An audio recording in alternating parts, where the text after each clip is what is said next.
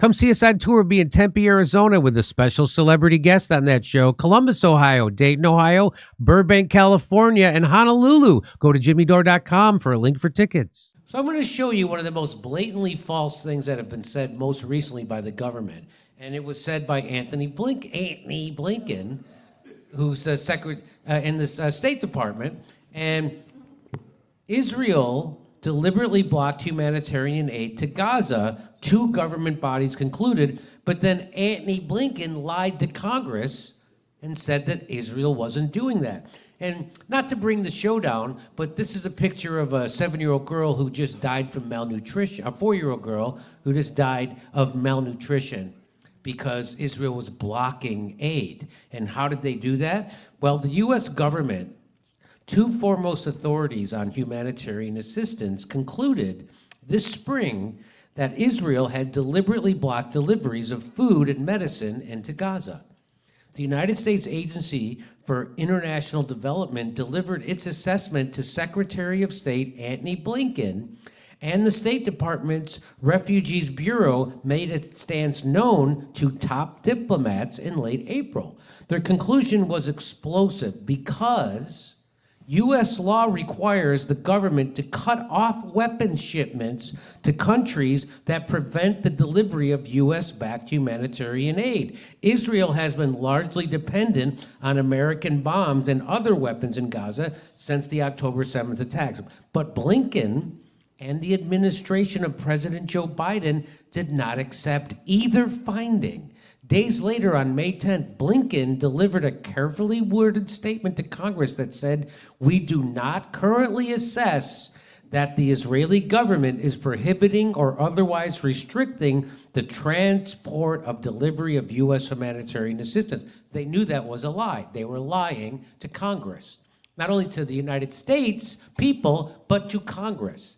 Prior to his report, USAID, which is a CIA fucking cutout, even they said, Blinken, a detailed 17-page memo on Israel's conduct. The memo described instances of Israel interference with aid efforts, including killing aid workers, razing agricultural structures, bombing ambulances and hospitals, sitting on supply depots, and routinely turning away trucks full of food and medicine. Life-saving food was stockpiled less than 30 miles across the border in an Israeli port, including enough flour to feed about 1.5 million Palestinians for 5 months.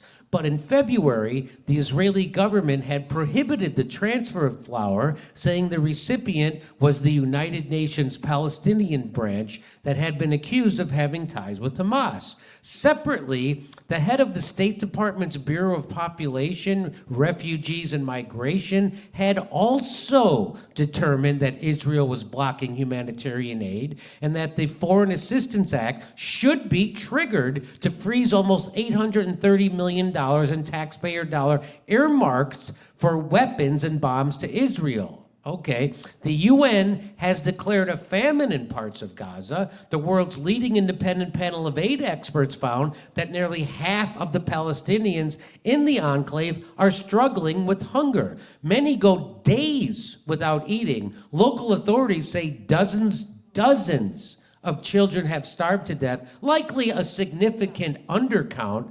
Healthcare workers are battling a lack of immunizations compounded by a sanitation crisis. Last month, a little boy became Gaza's first confirmed polio case in 25 years. The USAID officials wrote that because of Israel's behavior, the U.S. should pause additional arms sales to the country. ProPublica obtained a copy of the agency's April memo, along with the list of evidence that the officials cited to back up their findings. USAID, which is led by longtime fucking bloodthirsty maniac Samantha Power, even she said that the looming famine in Gaza was the result of Israel's arbitrary denial, restriction, and impediments of U.S. humanitarian assistance. It also acknowledged Hamas had played a role in the humanitarian crisis. The agency had 4 months tried and failed to deliver enough food and medicine to the starving and desperate Palestinian population. It is, USAID concluded, one of the worst humanitarian catastrophes in the world. And I read that to you, and I showed you that, because what AOC, Kamala Harris, Tim Walz, what they're calling for is censorship, but they're not calling for that kind of censorship. And right now there are calls for Anthony Blinken to resign because of that lie. Resign? He should be put in fucking prison for that kind of a lie. He shouldn't have to resign. That's a guy aiding and abetting a genocide and the starvation of a population of people. But that's the kind of thing that they're never... So again, the biggest liars who tell the biggest lies are you know what they want to do? They want to take Alex Jones' studio away from him. Nothing he said killed anybody, but what Anthony Blinken did killed many, many people. Thousands of people, at least dozens of children he's responsible for killing.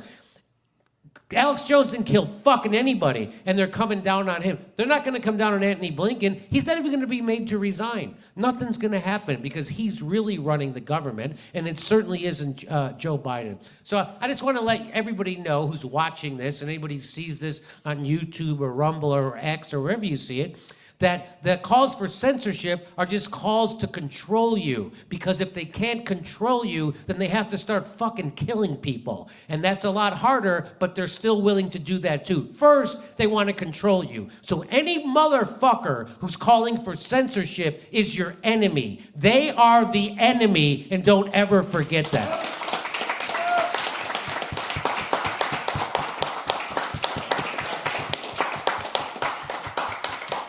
Kim, did you know about this story with Anthony Blinken? Yeah, but obviously USAID is Hamas. Right? That's what they would have you think, that USAID, which is literally a CIA cutout, is somehow the Hamas. But I can't get over it that this is literally happening right now. This has come out only because of ProPublica. CNN didn't let you know about this. Washington Post, the New York Times, MSNBC, Fox, they didn't let you know about this. But some ProPublica, which are they a nonprofit? I bet they are. Anyway, you have to listen. You have to come to shows like this. You have to go to ProPublica. That's where you're going to find out about shit like this. You're not going to find out about it in the corporate media, and that's why people aren't rising up and revolting in this country. Anybody else have anything they want to say about this story? Well, I would have to say that I think the powers that actually be are starting to give up on a certain nation. You think? Yeah, I think they suddenly realized, like we were saying before, that they're like the mafia, and this one's like Joe Pesci, and they're starting to walk them on the plastic now. You think so? You think that the United States government and the people who run the government, which isn't the politicians, you think they're looking at examining the possibility of backing out of this incomprehensibly unpopular I thing think Israel has so much goddamn blackmail on the people in government that they'll never turn their back on You them. might be right. I think I'm right about that. You could. I think, So far, that's how. I think they have them all drink pictures of them drinking children's blood, and there's no way. But Pegasus was another thing. Pegasus is what. So my computer, my phone was hacked by Pegasus right after I spoke at the UN Security Council, and that's something that was invented by Israel, the Mossad, and the guy who worked on my computer is former intelligence for the U.S. Military, and he told me that, yeah, this isn't a person, this is a nation state that did this to you, Jimmy, and he goes, even I couldn't do this, and this is Pegasus. So.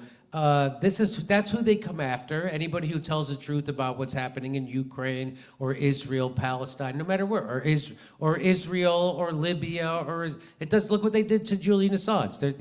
They not that I'm anywhere near what Julian, but they can't have their narrative being broken, and they get pieces of shit like AOC to go along, and Tim Walz and Kamala Harris and everybody else to go along with their censorship regime. And so I just want to let you know that as RFK Jr. says, when in history have the people calling for censorship ever been the good guys? They're not the good guys. They're the bad guys. And let's join together to oppose the fucking bad guys. Okay.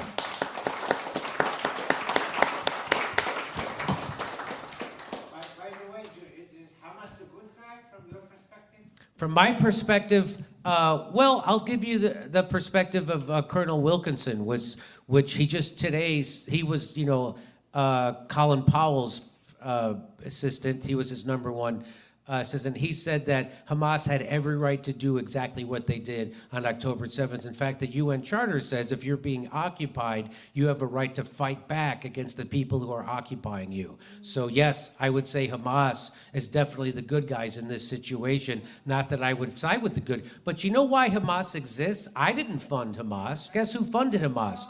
Benjamin fucking Netanyahu in Israel made sure that Hamas got funded. Why do you think they wanted it? Because there was a thing called the Palestinian Liberation Organization. They weren't crazy religious fanatics. They were secular. And so Israel knew that if there was someone reasonable that they had to go against, they would lose. So they had to create Hamas, they had to fund them, and then they had to make it like it was a fight against them and Hamas, which it never was. It's a fight against them and the Palestinian people who were there way before the fucking Balfour Declaration, and it's their land. And Benjamin Netanyahu he's not a native to the Middle East. He came from fucking Poland. And so, which is what most Zionists are. So I hope, did that answer your question?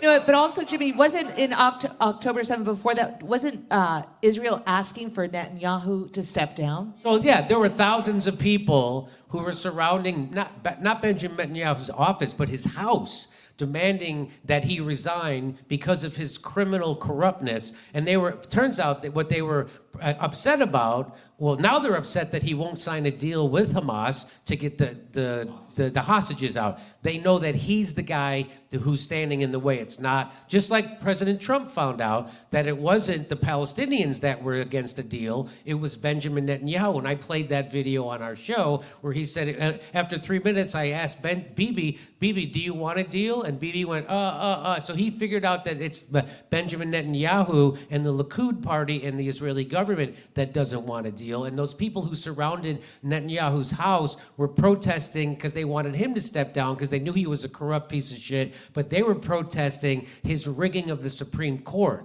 which to me, that's like protesting at Pol Pot's house because you want more bike lanes. But the point is, okay. Come see us on tour. Be in Tempe, Arizona with a special celebrity guest on that show. Columbus, Ohio, Dayton, Ohio, Burbank, California, and Honolulu. Go to jimmydore.com for a link for tickets.